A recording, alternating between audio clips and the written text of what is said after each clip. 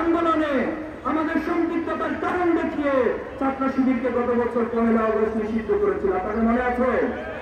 ছাত্র শিবিরকে নিষিদ্ধ করার মাত্র 5 দিনের ব্যবধানে ফ্যাসিস্ট হাসিনাকে বাংলাদেশ ছেড়ে পালিয়ে যেতে বাধ্য করা হয়েছে। এই জন্য অতীত থেকে শিক্ষা গ্রহণ করুন। আমরা আবার বলছি, অতীত থেকে শিক্ষা গ্রহণ করুন।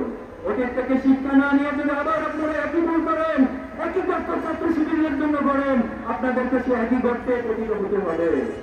এই জন্য আমরা বলি, আমাদেরকে যারা ভয় দেখায়, আমাদেরকে ভয় দেখিয়ে তারা পালিয়ে যায়, কিন্তু আমরা এই জমিনে টিকে থাকবো ইনশাআল্লাহ।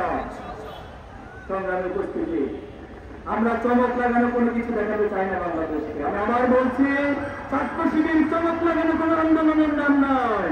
ছাত্র শিবির একটি দুর্বার আন্দোলন, ছাত্র শিবির এক লক্ষ্য করে ছুটে যাওয়া আন্দোলনের নাম। আমরা আমাদের প্রতিষ্ঠা লগ্ন থেকে অনেক ভাইকে হারিয়েছি, অনেক সহায়তার পথ মারি দিয়েছি।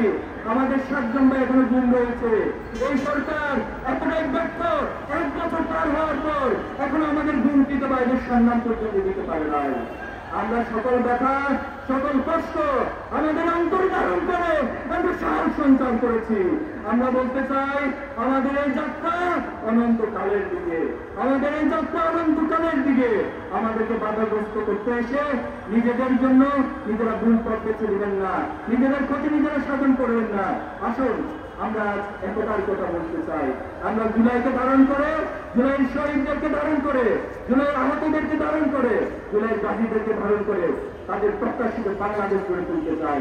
এই বাংলাদেশ নির্মাণে আমরা চাই প্রত্যেকটা নাগরিক দল মত নির্বিশেষে তার আবশ্যিক ভিন্নতা থেকে, তার ধর্মীয় ভিন্নতা থেকে সে তার নাগরিক অধিকার নিশ্চিত করবে ইনশাআল্লাহ। এবং আমরা সেই একটি সমৃদ্ধ বাংলাদেশ করতে চাই। ছাত্র সমাজ সহ বাংলাদেশের সকল নাগরিককে ছাত্র শিবিরের অগ্রযাত্রায় সহযোগিতা এবং দোয়া প্রত্যাশা করে আমরা এখানে শেষ করছি। হাসবুনাল্লাহু ওয়া নি'মাল ওয়াকিল, নি'মাল মাওলা ওয়া নি'মান নাসির। আমরা সংক্ষিপ্তভাবে দোয়ার মাধ্যমে প্রোগ্রাম শেষ করছি। وإن لم تغفر لنا وترحمنا لنكونن من الخاسرين. ربنا آتنا في الدنيا حسنة وفي الآخرة حسنة وقنا عذاب النار. يا رب العالمين, পরওয়ারদিগার ও মালিক, আমরা প্রতিবার যুবক তোমার গোলাম আল্লাহ, তোমার জন্য হাত তুলেছি আল্লাহ। আল্লাহ গত বছর এই দিনে আল্লাহ আমরা অসংখ্য ভাইদেরকে হারিয়েছি আল্লাহ। আমাদের মহিলা যুবককে রক্ষা দিয়ে আল্লাহ আমাদের জন্য পরিবেশ করে দিয়েছেন আল্লাহ। এই বাংলাদেশকে নবস্বপ্ন আল্লাহ, নবস্বরূপে উন্মোচিত হওয়ার যে দারুণ মুক্ত করেছেন আল্লাহ। আমরা সেই সকল শহীদ ভাইদের জন্য দোয়া করছি, তুমি তাদেরকে শহীদ হিসেবে কবুল করে নাও আল্লাহ। আল্লাহ তাদের এই রক্তকে তুমি কবুল করে নাও আল্লাহ। তাদেরকে সাহায্য সর্বোচ্চ মর্যাদা তুমি দান করো আল্লাহ। আল্লাহ যারা আহত উন্নত অবস্থায় আছে তাদেরকে সুস্থ দান করো আল্লাহ।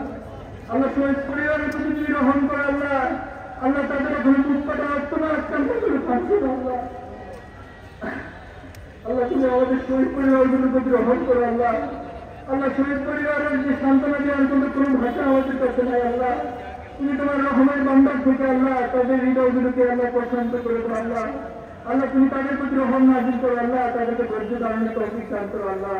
আল্লাহ বাংলাদেশকে নিয়ে আমরা যে স্বপ্ন দেখছি আল্লাহ, তুমি আমাদের স্বপ্নকে আল্লাহ প্রসারিত করে দাও আল্লাহ। এই স্বপ্ন পানে পৌঁছানো আমাদেরকে তৌফিক দান করো আল্লাহ।